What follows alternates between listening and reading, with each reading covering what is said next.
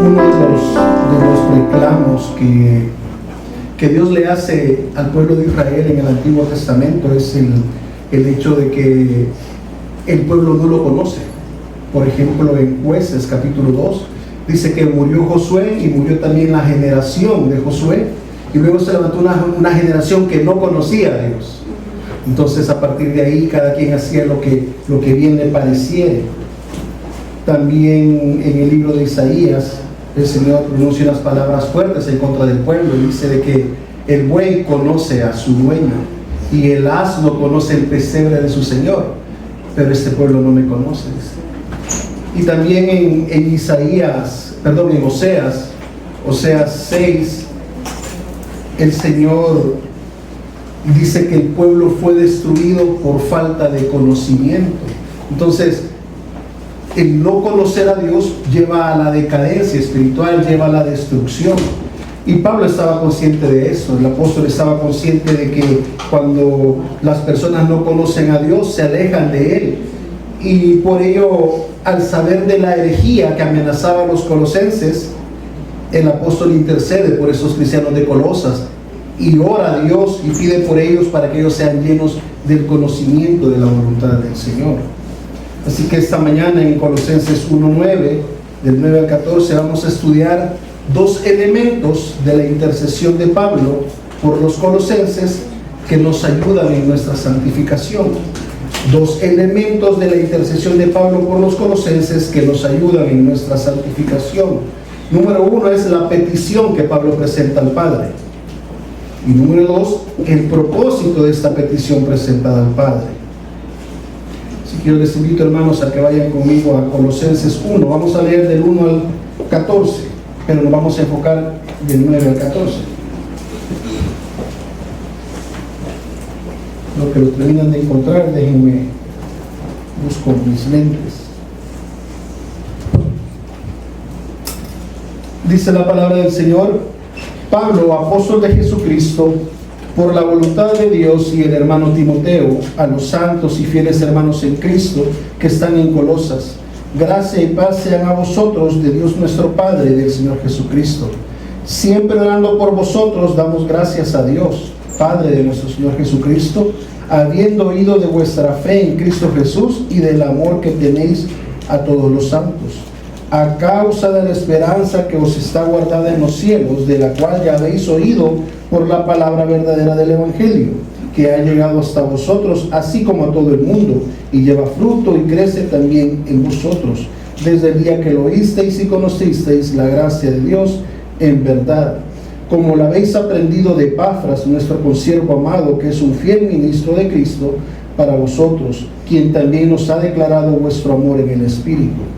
Por lo cual también nosotros, desde el día que lo oímos, no cesamos de orar por vosotros y de pedir que seáis llenos del conocimiento de su voluntad en toda sabiduría e inteligencia espiritual, para que andéis como es digno del Señor, agradándole en todo, llevando fruto en toda buena obra y creciendo en el conocimiento de Dios, fortalecidos con todo poder, conforme a la potencia de su gloria, para toda paciencia y longanimidad, con gozo dando gracias al Padre, que nos hizo aptos para participar de la herencia de los santos en luz, el cual nos ha librado de la potestad de las tinieblas y trasladado al reino de su amado Hijo, en quien tenemos redención por su sangre, el perdón de pecados. Vamos a orar, hermanos. Señor de los cielos, gracias porque nos das la oportunidad de reunirnos en esta mañana. Gracias porque tu bondad, Señor, es nueva cada mañana, y hoy la hemos visto, Señor, en nuestras vidas. Gracias porque nos permites llegar acá con el propósito de honrarte, Señor. Gracias también, Señor, porque nos das la oportunidad de abrir las Escrituras y meditar en ellas. Suplico, Señor, que tu Santo Espíritu me auxilie para que yo pueda hacer un trabajo, Señor, en el que tu nombre sea honrado, en el que tu iglesia sea edificada, y que no introduzca mis propios pensamientos, no introduzca mis ideas, Señor, porque no nos van a edificar. La única que tiene el poder para edificarnos, para transformar nuestras vidas, es tu palabra. Por ello yo te suplico que me ayudes a mantenerme viéndola a ella, Señor, y que todos podamos aprender, que todos podamos ser edificados, que todos podamos comprender el mensaje que tú tienes para nosotros esta mañana. Damos gracias, Señor, en el nombre de Jesús. Amén y amén. Hace un par de semanas, en el primer sermón que di acerca de los colosenses, expliqué que Pablo, a pesar de no conocer a los colosenses, les escribe una carta que lleva el propósito de ayudar a los colosenses a enfrentarse a la amenaza de la herejía. Recuerdan que esta herejía era una mezcla de judaísmo, ascetismo, gnosticismo y misticismo, era una mezcla, y Pablo presenta a Cristo como el antídoto para esta herejía y para cualquier otra herejía. Pablo presenta la suficiencia de Cristo y la preeminencia de Cristo. Y en el versículo 3, Pablo afirma que siempre está orando por los colosenses. Él afirma que de forma continua está buscando el rostro de Dios a través de la oración. Y en aquel momento explicamos que esa oración contenía una parte de un agradecimiento. Seguramente ustedes recuerdan por qué es que Pablo estaba agradeciendo. Vamos a ver por qué era. Porque los colosenses habían creído el Evangelio, ¿verdad? Porque el Evangelio estaba llegando a todo el mundo y lleva fruto. También por la esperanza que tenían los colosenses en Cristo de un día estar en la gloria del Señor. Pero también por hombres fieles como Epafras, que estaban proclamando el Evangelio y estaba preocupado por la iglesia que estaba siendo amenazada por la herejía. Entonces Pablo, en la primera parte de la oración, él agradece por todo esto y por las iglesias del Valle del Ico, porque ellos estaban siendo alcanzados con el Evangelio, pero también estaban siendo amenazadas. Ahora en el versículo 9, si ustedes ven, él vuelve a mencionar o vuelve a retomar el tema de la oración y dice, por lo cual, es decir, por esta razón, por lo que ya mencionó antes, también nosotros, dice Pablo, es decir, él y Timoteo y probablemente alguien más del equipo, desde el día que lo oímos, vuelve a mencionar que no cesan de orar por ellos. Pero ahora agrega algo, ya no solamente agradece en la oración, sino que él también viene y dice, y pedimos que ustedes sean llenos. Entonces, nos deja ver que para Pablo la oración era importante. Nos permite entender que esta sección de la carta también está conectada con la primera sección de la carta.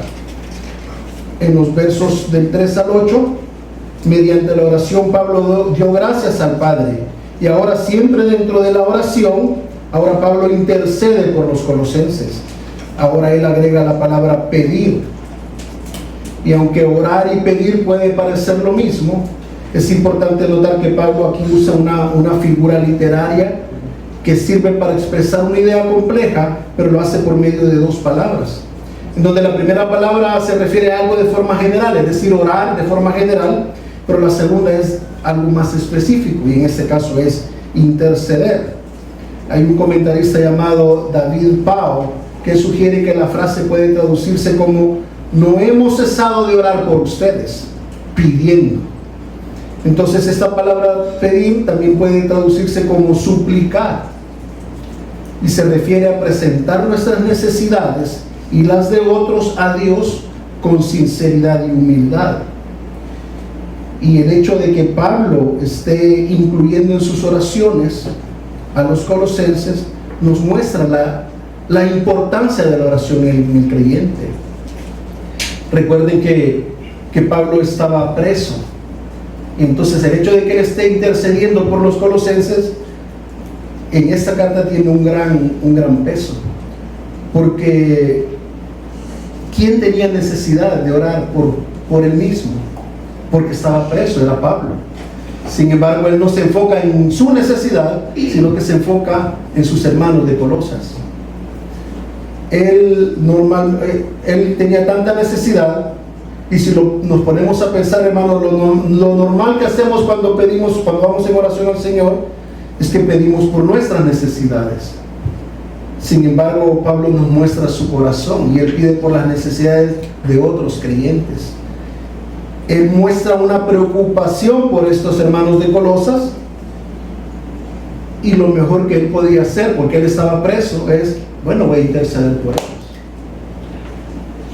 Esto me hace pensar que a veces nosotros queremos hacer algo más por las personas y se nos va de las manos, porque ya no podemos hacer nada. Yo, por ejemplo, hoy que mi hijo está en Estados Unidos, quisiera poder hacer algo más por él, quisiera poder estar allá con él y ayudarlo, pero lo que puedo hacer por él es interceder por él, orar por él, para que el Señor lo guarde, para que el Señor lo guíe.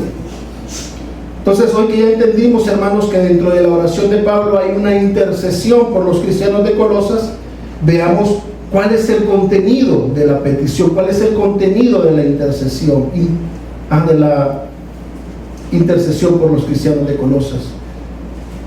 Pablo hace una petición ante el Padre, y esta petición consiste en que, vean en el versículo 9, dice: por lo cual también nosotros, desde el día que lo oímos, no cesamos de orar por vosotros o por ustedes, y de pedir, y ahí viene la petición. ¿Qué es lo que Pablo pide?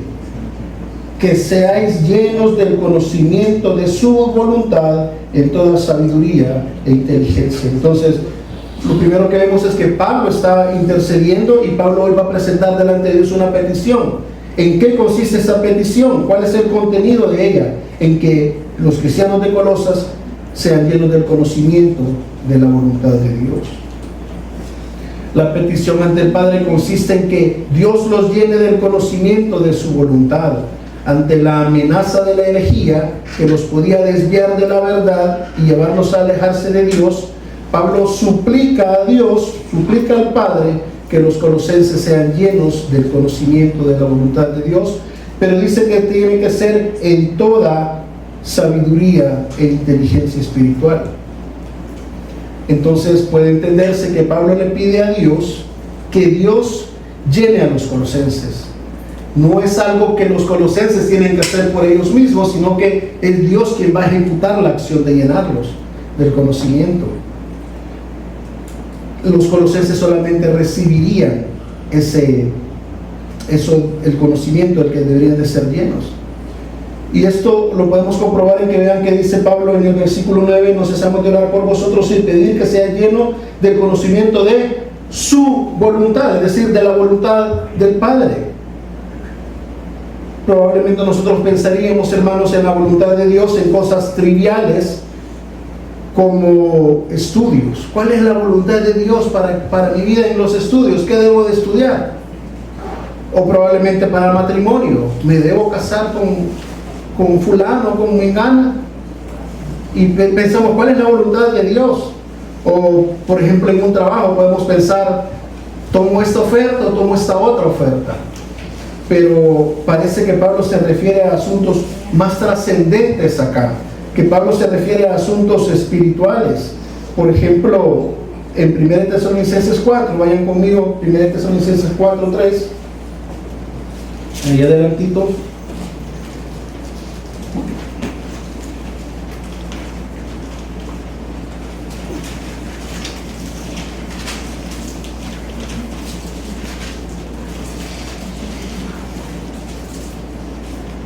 Vean que dice: pues la voluntad de Dios es vuestra santificación, que os apartéis de fornicación, que cada uno de vosotros sepa tener su propia esposa en santidad y honor. Entonces vean que Pablo lleva este asunto de conocer la voluntad de Dios a un nivel trascendente, a un nivel espiritual, en donde dice, bueno, ¿cuál es la voluntad de Dios? Vuestra santificación. Vean también ahí mismo en 1 Tesalonicenses 5, 18. Recuerdan que en el 17 ha dicho: orad sin cesar, y luego viene y dice: dad gracias en todo, porque esa es la voluntad de Dios para con vosotros en Cristo Jesús, que den gracias. Entonces Pablo lo está llevando a otro nivel. Se refiere a dar gracias en medio de la oración. En 1 Pedro 2:15 también se refiere que es la voluntad de Dios que hagamos el bien. Y esto creo que nos va a quedar más claro adelante cuando hablemos acerca de que el hecho de buscar la voluntad de Dios nos lleve a tener frutos dignos de buenas obras. Entonces, pero este conocimiento de la voluntad de Dios debe ocurrir, hermanos, en toda sabiduría y entendimiento o inteligencia espiritual. Con sabiduría se refiere a actuar conforme a la verdad del Evangelio. Es decir, yo conozco el Evangelio Y cuando yo vivo el Evangelio, estoy actuando con sabiduría. Con entendimiento se refiere a tener una comprensión, pero no una comprensión que viene de la razón humana, sino que una comprensión que viene producida por el Espíritu. Por eso dice, en toda sabiduría e inteligencia espiritual. Entonces no es de nosotros mismos, no es que es algo que en mi propio razonamiento yo logro comprender, sino que es algo que el Espíritu produce en nosotros. Un comentarista llamado Douglas Moo indica que la combinación de estos términos, es decir, sabiduría y entendimiento, sugiere la habilidad para discernir la verdad y tomar decisiones basadas en esa verdad. Entonces Pablo lo que está enfatizando, hermanos, es que no se trata de sabiduría humana, no se trata de las corrientes del mundo como la corriente a la que estaban expuestos los colosenses, sino que se trata de una sabiduría que viene de lo alto, de una sabiduría que va en contra de la corriente de este mundo. Y también menciona que deben ser llenos de inteligencia espiritual, es decir, una comprensión que va más allá de la mente humana, una que proviene del Espíritu de Cristo. Pablo está apelando a que la iluminación del Señor es la que permite que la mente del creyente sea conformada a la voluntad de Dios. De manera que esa voluntad no es meramente información, sino que debe de obedecerse la voluntad del Señor. No solamente es, yo sé cuál es la voluntad de Dios, como lo acabamos de leer en 1 Tesalonicenses 4:13, la voluntad de Dios, ¿cuál era? La santificación. Entonces, ¿qué debo de hacer yo como creyente? Yo sé que la voluntad de Dios es la santificación. Entonces, ¿qué debo de hacer? Santificarme. Si yo sé que la voluntad de Dios es que yo dé gracias, 1 Tesalonicenses 5:18, ¿qué debo de hacer? Dar gracias. Primera de Pedro, si yo sé que la voluntad de Dios es que haga buenas obras, ¿qué debo de hacer? Buenas obras. Entonces no se trata de solo tener el conocimiento, sino de que ese conocimiento yo lo aplique a mi vida, que yo obedezca a mi Señor. Entonces no es meramente información, se trata de obedecer. Y alguien que estaba lleno de conocimiento y sabiduría y los usaba para hacer la voluntad de Dios es nuestro Señor Jesucristo. Lean por favor conmigo Isaías 11:2.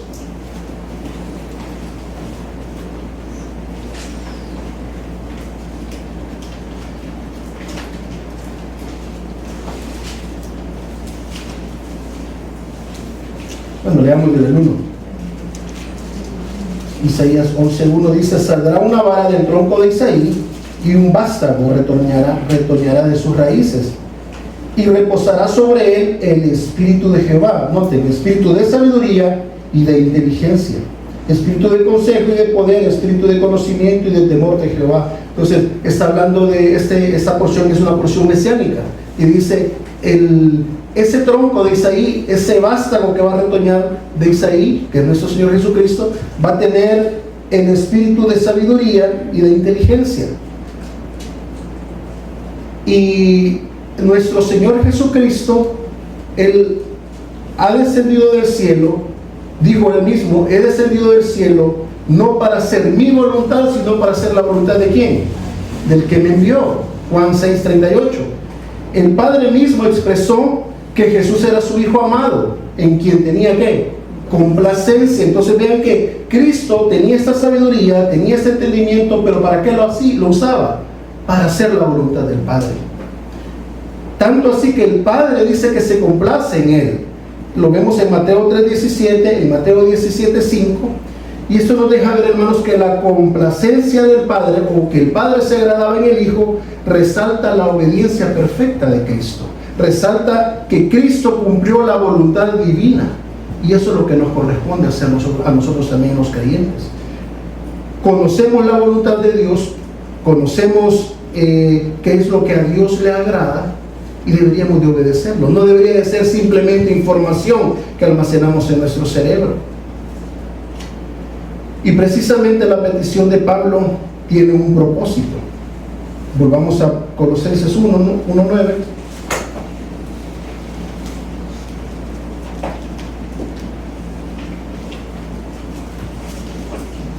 Y dice, por lo cual también nosotros, desde el día que lo oímos, no cesamos de orar por vosotros y de pedir que seáis llenos del conocimiento de su voluntad en toda sabiduría e inteligencia espiritual. Y vean el 10, Dice ¿para qué? ¿Por qué Pablo está pidiendo esto? ¿Por qué Pablo está pidiendo que los colosenses sean llenos del conocimiento de la voluntad de Dios? El versículo 10 nos dice y vean para qué es: para que andéis como es digno del Señor, agradándole en todo, llevando fruto en toda buena obra y creciendo en el conocimiento de Dios. Entonces, hermanos, esto nos confirma que estar llenos de ese conocimiento es para obedecer a Dios de tal manera que Él se agrade de lo que nosotros hacemos, de tal manera que nuestra conducta sea placentera a Dios, que nuestra conducta refleje que realmente somos hijos de Dios, que nuestra conducta refleje la nueva realidad de haber sido liberados de una vana manera de vivir y que ahora estamos sometidos al señorío de Cristo. Y por eso es que dice, vean que dice, para que andéis como es digno de ¿quién? Del Señor, para que anden sometidos a este Señor, no para que sigan viviendo para sus propios placeres, para que se sometan al Señor, para que lo obedezcan. Entonces Pablo explica que la forma de andar dignamente y de agradar a Dios incluye cuatro cosas. Vean ahí mismo, por favor, en el versículo 10, dice que para que andéis como es digno del Señor, agradándole en todo, y vean lo primero, llevando fruto en toda buena obra. Luego dice, creciendo en el conocimiento de Dios. En el 11 dice, fortalecidos con todo poder, conforme a la potencia de su gloria, para toda paciencia y longanimidad. Y en el 12 dice, con gozo dando gracias a Dios. Entonces, Pablo dice, ¿cómo se ve el andar digno? ¿Cómo es notorio a las personas que viven agradando a Dios? Bueno, uno es llevando fruto en las buenas obras. 2, creciendo continuamente en el conocimiento de Dios. 3, siendo fortalecidos en el poder de la gloria de Dios. Y 4, dando gracias con gozo al Padre. Y veamos la primera, ¿cómo es que llevamos frutos en toda buena obra?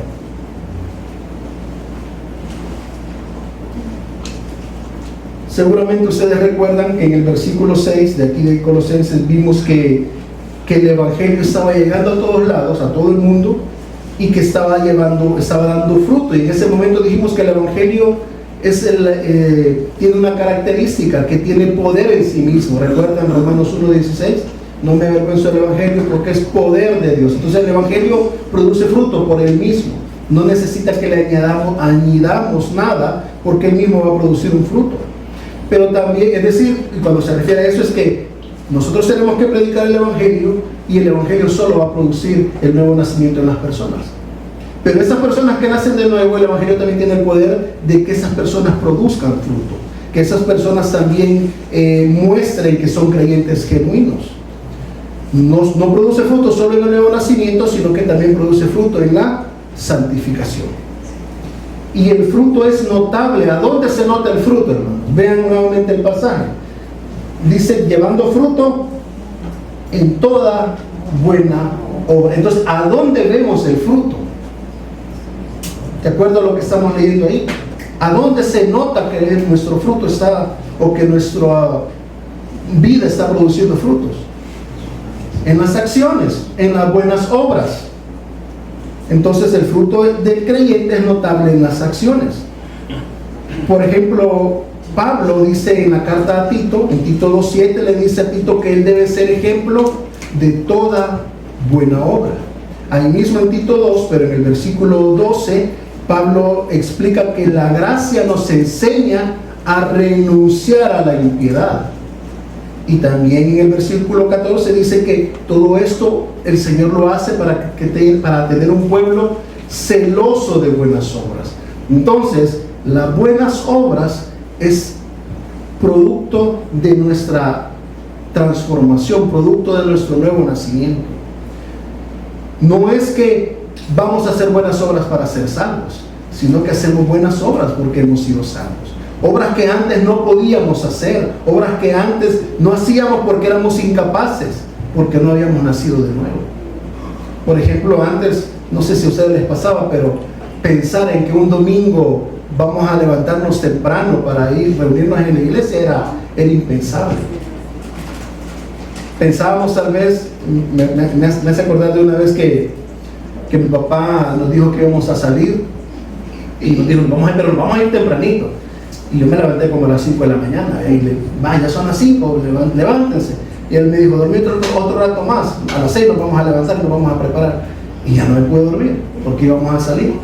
Y me hace recordar porque mi papá me dice, ojalá que así te levantaras para ir al colegio. Para el colegio me tenían que zamaquear todo porque no me quería levantar. Entonces, ¿cómo es que hoy el creyente se levanta temprano, hace un sacrificio, probablemente se acuesta noche, pero se levanta temprano para estar a tiempo en el culto, a tiempo en las clases de escuela bíblica? Bueno, porque hay un nuevo propósito, porque hay un nuevo nacimiento, porque hoy tiene un nuevo corazón, la herencia por nuestra propia justicia. Dios tuvo que intervenir, Dios tuvo que hacernos aptos, Dios nos tuvo que capacitar para que pudiéramos recibir la herencia. Y esto, hermanos, nos debería llevar a comprender la santidad de Dios, y nos debería de llevar a comprender nuestra maldad, nuestra pecaminosidad. A medida que nosotros conocemos a Dios, deberíamos de darnos cuenta que no merecemos la bondad de Dios. A medida que nos damos cuenta de cuán pecadores somos, deberíamos de valorar más la gracia, porque realmente no la merecemos, porque realmente merecemos el castigo de Dios. Y el hecho de que Dios nos haya mostrado gracia, nos haya dado algo que no merecemos, nos debería de impactar, nos debería de dejarnos atónitos y decir, wow, no entiendo cómo el Señor me mostró eso. Pero también nos debería llevar a que nosotros mostremos gracia hacia otros, a que nosotros mostremos gracia en nuestra familia.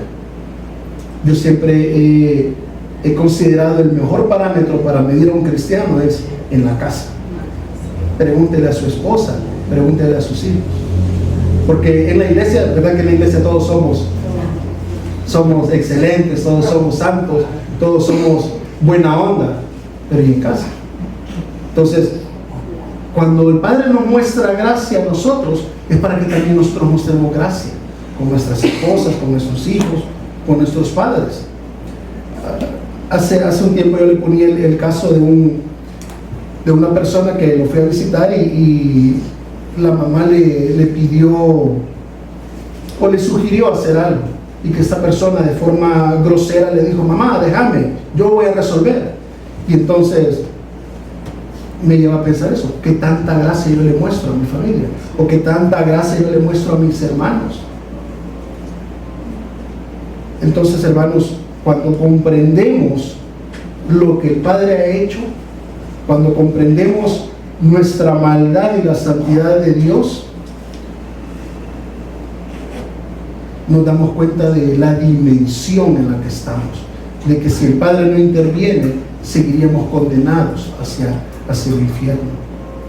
Pero también el versículo dice de que el Padre nos rescató del dominio de las tinieblas. Vean en el versículo 13, la segunda parte, el versículo 13 dice que nos ha librado de la potestad de las tinieblas.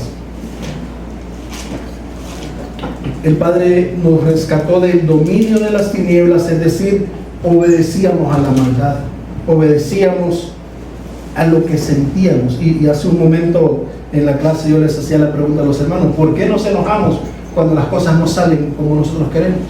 ¿Por qué viene el pecado de la ira? Porque solo pensamos en nosotros mismos. ¿Y qué pasa cuando las cosas no salen como nosotros queremos? ¿Cómo reaccionamos? Y a veces reaccionamos con maldad. ¿Por qué? Porque la maldad nos domina. Pero Pablo está diciendo que el Padre nos libró del dominio de la maldad, que el Padre nos libró del pecado. Ya el pecado ya no debe de ser quien nos mande, porque el Padre ya hizo la obra. Por último, también dice que el Padre no solo nos hizo aptos para participar en la herencia y también nos rescató del dominio de las tinieblas, sino que también dice que nos ha transferido al reino de su Hijo. Y esto implica un cambio de autoridad. Antes éramos esclavos de las tinieblas, antes nos mandaban las tinieblas, y ahora ya nos manda ¿quién? Jesucristo. Ahora somos parte del reino del Hijo. y por lo tanto deberíamos de obedecer al Hijo. Hay un cambio de autoridad. Ya no son las tinieblas las que nos dominan, sino que ahora es el Hijo amado. Y vean por favor conmigo en el versículo 13, dice que el Padre nos libró de la potestad de las tinieblas y trasladado al reino de su amado Hijo. El reino es del Hijo y ahora el Hijo nos debe de gobernar a nosotros. Un comentarista llamado F.F. Bruce dice respecto a estas acciones del Padre, dice que los colosenses fueron rescatados de la esfera dominado por los principados y trasladados dentro del dominio del victorioso Hijo de Dios. Ya no había necesidad de que vivieran teniendo esas fuerzas que antes los controlaban, sino que su transferencia al reino de la luz ha sido completada de una vez por todas. Y esto, hermanos, nos indica que ya no pertenecemos a ese reino de las tinieblas, ahora pertenecemos al reino del Hijo. Y esa transferencia ha sido completada, ya no hay nada que nosotros podamos hacer para que el Señor nos vuelva aceptos. Ya Él lo hizo. Entonces el apóstol termina esta sección concluyendo y afirmando que en el Hijo amado tenemos redención por su sangre, el perdón de pecados, versículo 14. El apóstol concluye diciendo que los creyentes tienen la redención en el Hijo. Y esta idea, hermanos, es que la persona esclava ha sido liberada porque se ha pagado un precio. Redención es pago el precio del esclavo. El precio es lo que Jesucristo pagó. Y es a través de Cristo, única y exclusivamente a través de Cristo, que se obtiene el perdón de los pecados. Y esto es importante porque nos muestra la suficiencia de Cristo. A veces como creyentes vamos a enfrentarnos a una situación en donde dudamos si somos creyentes porque continuamos pecando. Y nos lleva a pensar, ¿realmente seré cristiano? Y nos lleva a pensar, ¿qué más puedo hacer yo para que el Señor me perdone? Pero bendito el Señor que no tenemos que hacer nada, porque Cristo hizo la obra completa, porque Cristo es suficiente. Y por eso que Pablo a partir del versículo 15 él va a empezar a exaltar a Cristo. Ya es la tercera parte de su oración. Ya dio gracias, ya intercedió y ahora va a adorar al Señor, va a decir quién es el Hijo. Así que déjenme terminar con esto. Para el verdadero creyente la oración es sumamente importante. Debe ser el aire que respira la oración. No solo debe orar en las necesidades, sino que también debe de orar para agradecer, como lo hizo Pablo en los versículos del 3 al 8. Pero también debe de orar para interceder por el crecimiento de los hermanos en la fe, como lo ha hecho del 9 al 14. Yo creo que como iglesia a veces intercedemos por los hermanos, pero nos enfocamos más en las necesidades que están pasando. Y no es que esté mal, pero pocas veces intercedemos para pedir por el crecimiento de los hermanos. Pocas veces nos interesamos en que los hermanos avancen, que progresen espiritualmente. Y Pablo dice, intercedan por sus hermanos, por el crecimiento de sus hermanos en la fe, de tal manera que todos podamos llevar frutos que agraden a Dios, de tal manera que todos conozcamos cada vez más y más a Dios y a su voluntad. Pero eso implica, hermanos, que debemos de conocer las Escrituras, implica que debemos de hacer un esfuerzo, que debemos de dejar de leer la Biblia solo por leerla, como, ¿se acuerdan que, bueno, no sé si ustedes se acuerdan, pero en una iglesia en la que yo iba, nos decían, lea su Biblia todos los días? Y entonces uno que hacía, voy a leer el proverbio, y todos los días leíamos el proverbio y ya no podíamos los proverbios, pero porque lo hacemos sin una intención, lo hacemos solo por salir del compromiso, por hacer una tarea. Pero tenemos que leer las Escrituras con intencionalidad, con el propósito de crecer. También, hermanos, debemos agradecer con gozo al Padre, porque el Padre nos ha hecho aptos para participar de la herencia, porque el Padre nos ha librado del poder de las tinieblas y hoy nos ha hecho partícipes del reino de Cristo. Y la obra de Cristo es tan perfecta, la obra del Hijo amado es tan perfecta, que no solo vivió la vida que nosotros no podemos vivir, sino que también pagó el precio que nosotros debíamos de pagar. De manera que el comprender eso, hermano, nos debería hacer explotar en adoración, nos debería llevar a vivir vidas que agraden a Dios y que podamos exclamar: bendito sea el Dios y Padre de nuestro Señor Jesucristo. Vamos a orar. Bendito Dios, gracias porque al ver tu palabra nos damos cuenta de nuestra incapacidad para agradarte, pero gracias porque tú nos has hecho aptos para poder recibir la herencia, porque nos has librado del poder, del dominio de las tinieblas y nos has trasladado al reino de tu Hijo. Ahora ayúdanos, Señor, que con todo lo que hemos visto, que al comprender este pasaje, nuestro anhelo sea vivir vidas santas, vidas que te glorifiquen a ti, vidas que te agraden a ti. Te pedimos perdón, Señor, porque muchas veces olvidamos todo lo que sabemos, no aplicamos a nuestra vida todo el conocimiento. Ayúdanos, Señor, a que en nuestra mente esté presente tu palabra en todo tiempo, que tu palabra transforme y renueve nuestra mente, como lo dice Romanos 12, de tal forma que tú seas exaltado y nosotros cada vez mejores. Quiero aprovechar también, Señor, para pedirte por las necesidades de esta iglesia. Quiero aprovechar para pedirte por la salud de aquellos hermanos que la tienen que orar, por nuestro hermano Rafael, que está padeciendo y está hospitalizado, Señor, que tú guíes a los médicos para que puedan ayudarle y puedan darle tratamiento adecuado de tal forma que él pueda recuperarse, Señor. Por su esposa Tania, que también lo acompaña a través de este proceso. Por nuestro hermano Charlie también, Señor, que está enfermo y que tiene fiebre, que tú puedas sanarles, es tu voluntad, Señor, que él pueda recuperarse.